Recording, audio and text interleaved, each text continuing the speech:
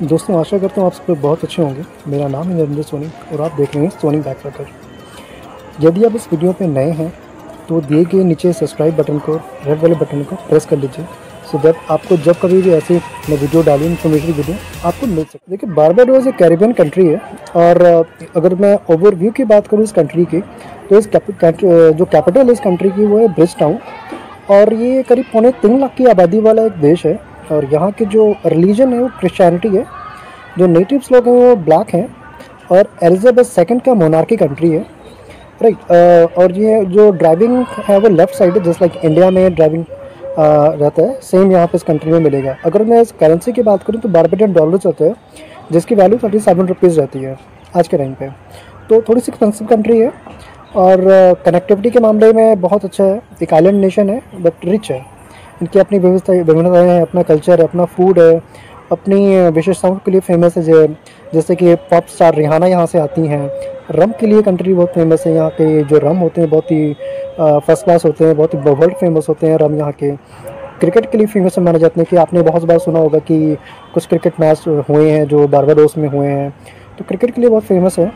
और इस कंट्री को जो खोज किया था वो पुर्तगीज़ लोगों ने खोज किया था और जो इसका नाम दिया गया था बारबाडोस, वो इसलिए दिया गया था क्योंकि इस कंट्री में फिग के जो अंजीर होते हैं उनके पेड़ बहुत हैं और अंजीर का पेड़ बहुत ही मोटा होता है। उसके तने होते हैं, जड़ें होती हैं, जड़ों के साथ उनके मोटे मोटे वो निकलते रहते हैं। तो उन लोगों ने जब फर्स्ट टाइम वहाँ पे पहुँचे, उन लोगों ने देखा कि ये ऐसा कुछ पेड़ है, तो इन लोगों ने बारबाडोस मतलब बियर्ड वाला ऐसा कुछ देश, यहाँ पे बहुत सारे बियर्ड हो, तो इन लोगों ने पेड़ के नाम पे, अंजीर के पेड़ के नाम पे इन लोगों ने पुर्तगीज़ लोगों ने बारबाडोस का नाम कर दिया। तो इस वजह से बारबाडोस बोला जाता है आज के टाइम पे। तो बहुत ही अच्छी कंट्री है। बारबाडोस का वीज़ा कैसे अप्लाई करें? वीज़ा चाहे वो स्टडी हो, वर्क हो या टूरिस्ट वीज़ा हो। बारबाडोस एक कैरिबियन कंट्री है जो कि वेस्ट इंडीज़ के आसपास की कंट्री मानी जाती है और वेस्ट इंडीज़ का एरिया माना जाता है। एंटीगा, बरबूडा आसपास की कंट्रीज़ हैं और कैरिबियन कंट्रीज़ का एक बहुत बड़ा पार्ट माना जाता है बारबाडोस। बारबाडोस विभिन्नताओं से भरा हुआ एक देश है। कैपिटल है आप क्रिकेट के लिए, ये फेमस है यहाँ की सबसे खूबसूरत और सबसे बेहतरीन रम बनाने के लिए।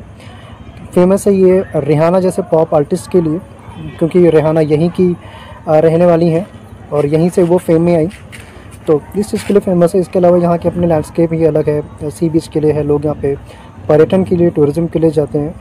बारबाडोस जाने के लिए इंडियंस को वीज़ा की आवश्यकता नहीं पड़ती है। यदि आप टूरिस्ट बेसिस पे जाना चाहते हैं तो आप बिल्कुल जा सकते हैं, लेकिन उसके कुछ नियम हैं। वो नियम मैं यहाँ पे डिस्कस करूँगा कि क्या नियम है। देखिए, बारबाडोस आप जा सकते हैं बिना किसी वीज़ा के। आपको 90 दिन का वैलिडिटी का वीज़ा मिल जाएगा और 90 दिन के वीज़ा के साथ आप वहाँ पे बारबाडोस में रह सकते हैं टूरिस्ट वीज़ा पे। वो नियम क्या है? एक तो सबसे पहले आपको अपना पासपोर्ट होना चाहिए और उस पासपोर्ट की वैलिडिटी कम से कम 6 मंथ तक होना चाहिए।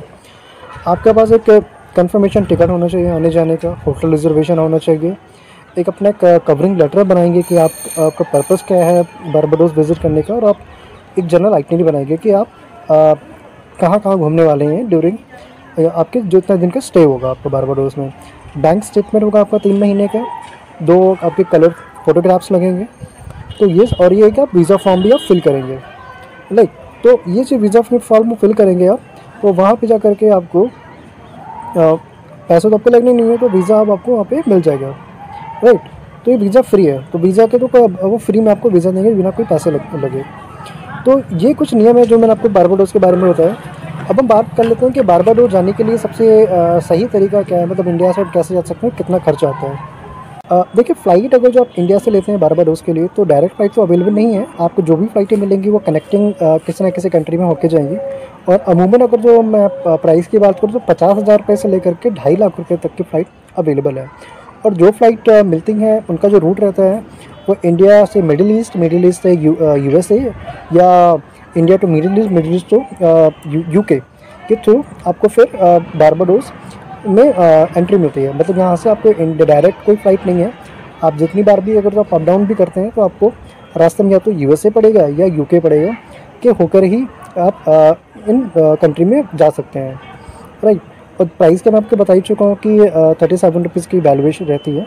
तो आप जितने दिन भी रहना चाहते हैं उस हिसाब से आप कैलकुलेशन करके उतना कैश आप अपने पास साथ रखें, ताकि आपका जो टूरिज़्म है और आपका जो एक्सपीरियंस है वो बेटर हो और कोई प्रॉब्लम ना आ सके। आपको मैं एक चीज़ बताना चाहूँगा कि एक बात का आप ज़रूर ध्यान रखें, वो ये है कि अभी रिसेंटली बारबाडोस के इमिग्रेशन डिपार्टमेंट ने एक नोटिफिकेशन जारी किया है।